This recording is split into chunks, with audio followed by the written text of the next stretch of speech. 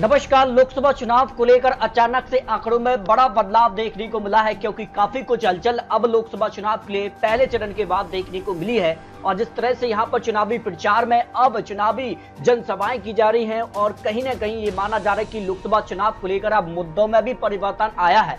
तो पहले फेज की वोटिंग के बाद आखिर क्या कुछ बदलाव देखने को मिला है। पहले चरण के लिए अगर बात की जाए तो 102 लोकसभा सीटों के लिए 63% मतदान हुआ है। उसके बाद सट्टा बाजार के रुझानों में भी यहाँ पर परिवर्तन देखने को मिल रहा है। तो लोकसभा चुनाव को लेकर नए आंकड़े हैं, वो किसकी तरफ इशारा कर रहे हैं और जनता का मन किस तरफ जा सकता है, इसको लेकर सट्टा बाजार का अनुमान सामने आ रहा है। केरल की 20 लोकसभा सीटों के लिए कांग्रेस पार्टी को 16 सीटें, जबकि एलडीएफ को 4 सीटें मिलने का अनुमान है। बीजेपी एनडीए को यहाँ पर 0 सीट का अनुमान सामने आ रहा है। कर्नाटक की 28 सीटों के कांग्रेस के लिए 2 सीटें, भारतीय जनता पार्टी को 24, जेडीएस को 2 लोकसभा सीट का अनुमान यहाँ पर दिखाई दे रहा है।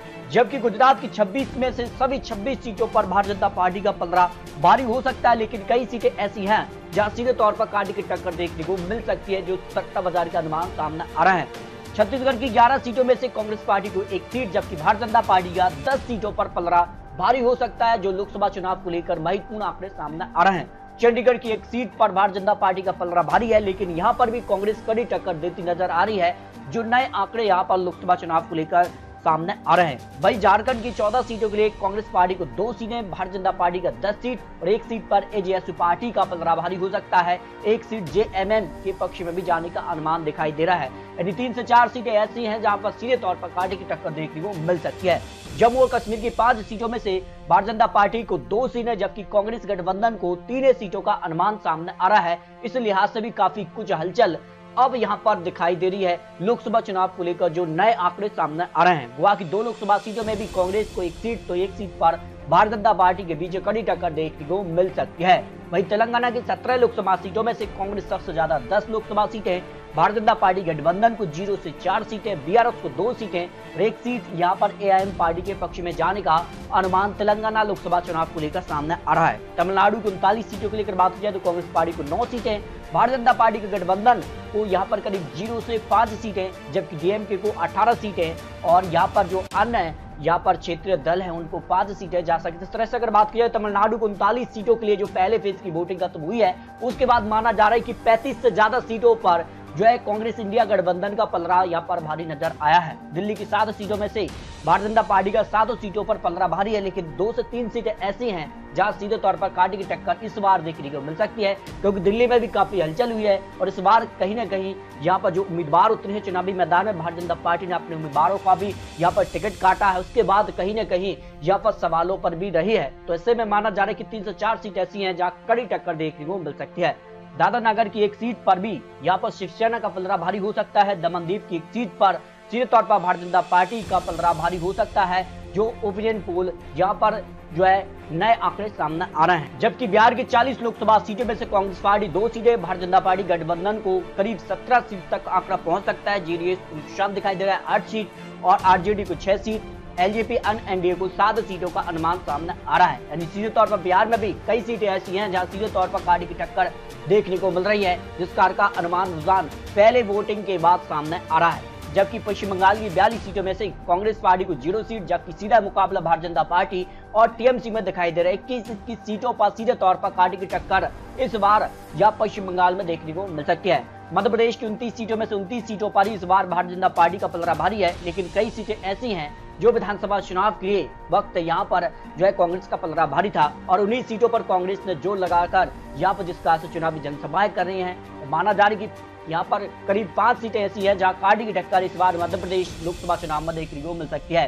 पौंडीचेरी की 1 सीट पर कांग्रेस का पलड़ा भारी हो सकता है। पंजाब की 13 लोकसभा सीटों में से कांग्रेस पार्टी को 5 सीट, भारतीय जनता पार्टी को 0 से 3 सीट, जबकि आम आदमी पार्टी को 4 सीट, अकाली दल के पक्ष में 1 सीट जा सकती है। और जो अनुमान है सट्टा बाजार का, उस हिसाब से करीब 12 से 13 सीट पर इंडिया गठबंधन का पलड़ा भारी हो सकता है। भारतीय जनता पार्टी 0 से 1 सीट भी आ सकती है, पर 3 सीट तक उनका पलड़ा भारी हो सकता है। मिजोरम की 1 सीट पर यहाँ पर जोरम पीपल्स मूवमेंट के पक्ष में सीट जाने का अनुमान सामने आ रहा है। महाराष्ट्र की 48 लोकसभा सीटें भी निर्णायक मानी जा रही हैं और यहाँ कांग्रेस के पक्ष में 2 सीटें, भारतीय जनता पार्टी को 25 सीटें, शिवसेना को 6 सीटें, उत्तराखंड पवार शरद को लिए करीब 11 सीटें ऐसी माना जा रहा है कि सीधे तौर पर यहाँ पर महाराष्ट्र में इस बार कांटे की टक्कर देखने को मिलेगी। जो नए ताजा आंकड़े आ रहे हैं पहले फेज के बाद, जो अनुमान रुझान महाराष्ट्र में भी देखने को मिले हैं, साथ माना जा रहा है कि इस बार महाराष्ट्र में काफी हलचल है, क्योंकि महाराष्ट्र में आने वाले वक्त में विधानसभा चुनाव भी होने हैं। तो लोकसभा चुनाव की तैयारी विधानसभा चुनाव की तैयारी से जोड़ी जा रही है। राजस्थान की 25 सीटों के लेकर बात की जाए तो सभी 25 सीटों पर भारतीय जनता पार्टी का फिलहाल इस समय पलड़ा भारी है, क्योंकि विधानसभा चुनाव में जीत मिली है।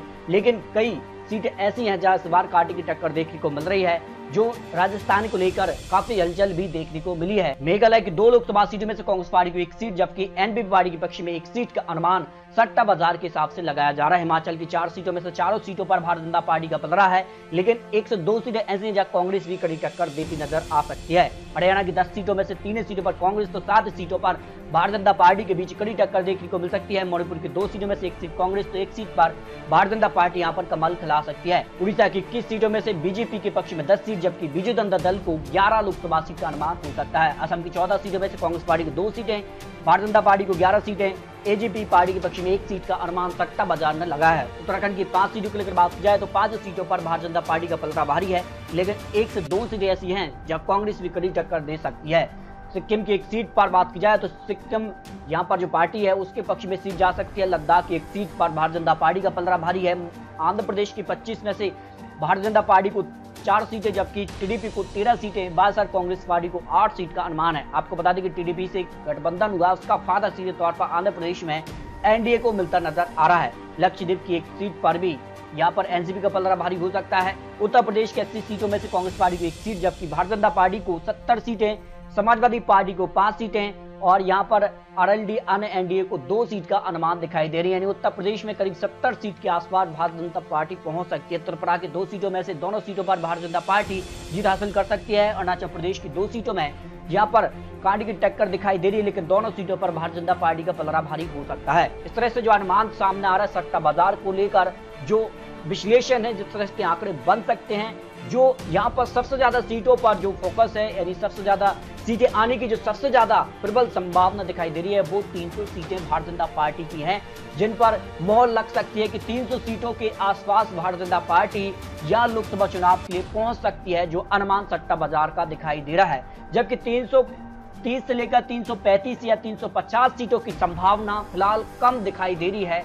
लेकिन एनडीए की अगर बात की जाए तो एनडीए 350 से 370 के बीच यहाँ पहुंच सकता है, लेकिन जो 400 की संभावना है वो यहाँ पर कम दिखाई दे रही है, जो अनुमान लोकसभा चुनाव को लेकर सामने आ रहे हैं। जबकि अगर बात की जाए तो यहाँ पर सट्टा बाजार का जो अनुमान कांग्रेस के लिए है, 272 सीटों पर कांग्रेस के लिए यहाँ पर जो संभावना कम दिखाई दे रही है। कांग्रेस यहाँ 272 का जो बहुमत का आंकड़ा है इंडिया गठबंधन के लिए, वो फिलहाल यहाँ पर काफी दूर दिखाई दे रहा है। लेकिन जो संभावना है कि 154 सीटों से लेकर करीब 200 सीट तक इंडिया गठबंधन पहुंच सकता है, इसकी संभावना यहाँ पर दिखाई दे रही है। इस तरह से बात की जाए तो लोकसभा चुनाव को लेकर इस तरह का अनुमान हो सकता है। फिलहाल आपको बता दें ये चुनावी आंकड़े, चुनावी अनुमान है और अभी भी कई चरणों के चुनाव पर वोटिंग बाकी है। उन वोटिंग के दौरान इस तरह से यहाँ पर वोटिंग होती है, वोटिंग परसेंटेज में इजाफा या गिरावट देखने को मिलती है, उससे भी काफी कुछ बदलाव यहाँ पर देखने को मिलता है। तो दोस्तों, लोकसभा चुनाव को लेकर अपनी राय रख सकते हैं।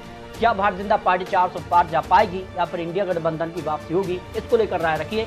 मिलते हैं और लेटेस्ट और महत्वपूर्ण विश्लेषण के साथ, तब तक ले जय हिंद, जय भारत।